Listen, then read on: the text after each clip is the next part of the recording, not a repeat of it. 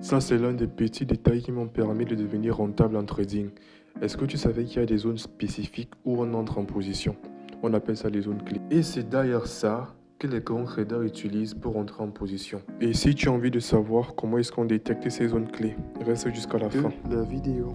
Pour commencer, une zone où le prix réagit souvent. Il peut s'agir d'un support ou bien d'une résistance. Et pour le détecter, on va vérifier le nombre de réactions. Il faudrait que le prix ait réagi au moins 2 à 3 fois sur la zone.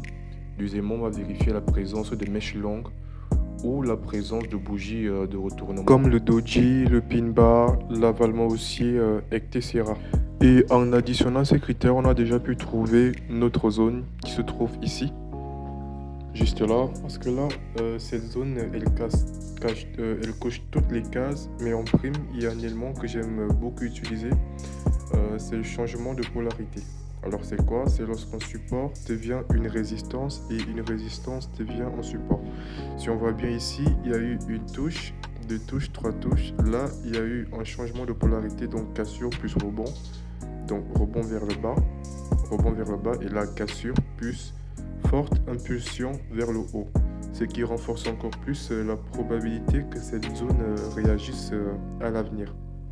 D'autant plus qu'ici, on voit qu'il y a eu déjà la formation d'un double top, donc on va simplement attendre que le prix revienne sur cette zone et voir notre confirmation. À noter que le prix est déjà sur une tendance baissière, donc il y a déjà une forte chance que cette zone de support soit cassée et qu'on continue sur du baissier. Donc on se place et on observe l'évolution du prix.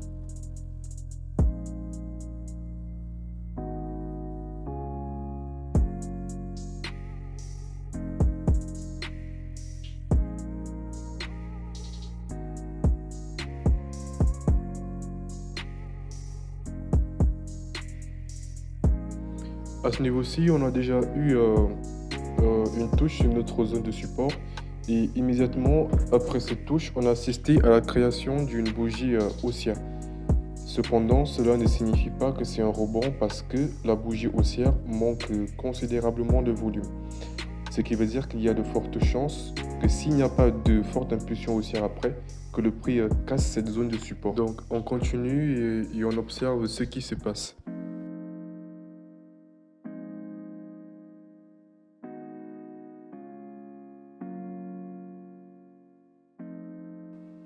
Ok, à ce niveau-ci, le niveau de support a été cassé avec à l'appui une bonne fair value gap qui a été créée, donc un prix institutionnel. Avec la création de cette fair value gap, il y a de fortes chances que le support qui a été cassé devienne une résistance qui repousse le prix vers le bas. Donc on va continuer d'observer.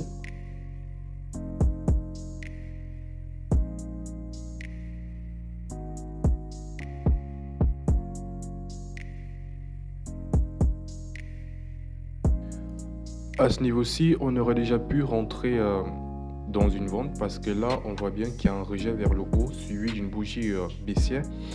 Cependant, la bougie haussière est toujours beaucoup plus volumineuse que la bougie baissière, ce qui veut dire que la confirmation risque d'être nulle.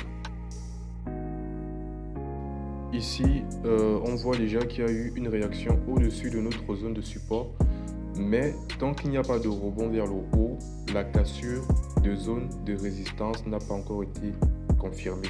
Donc, on observe encore. À ce niveau-ci, c'est vrai que il y a eu une clôture au-dessus de la zone de support. Cependant, on a obtenu notre confirmation. Un marteau baissier suivi d'un avalement haussier. Donc, on a eu la bougie haussière qui présente une mèche de répulsion vers le bas et suivi d'une bougie baissière qui est beaucoup plus volumineuse que l'ancienne bougie. Donc, c'est une confirmation claire qu'il y aura bien un rebond vers le bas. Donc, on peut prendre notre vente.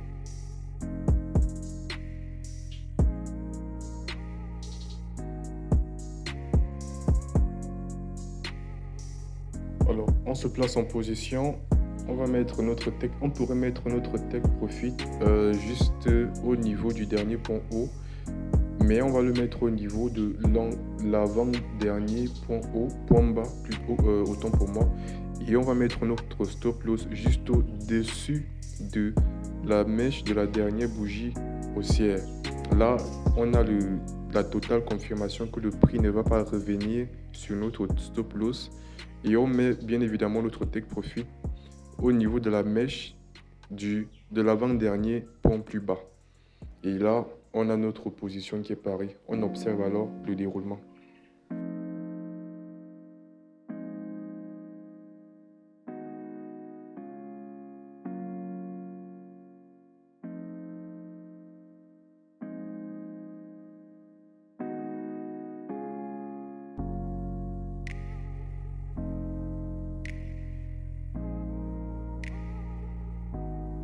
Take profit transpercé. Le trade est simple. La zone est claire, la confirmation est claire, le trade est parfait. Si tu as envie d'en savoir plus, va cliquer sur le lien en commentaire ou bien dis-moi quelle est la stratégie que toi tu utilises. Reste connecté pour plus de partage.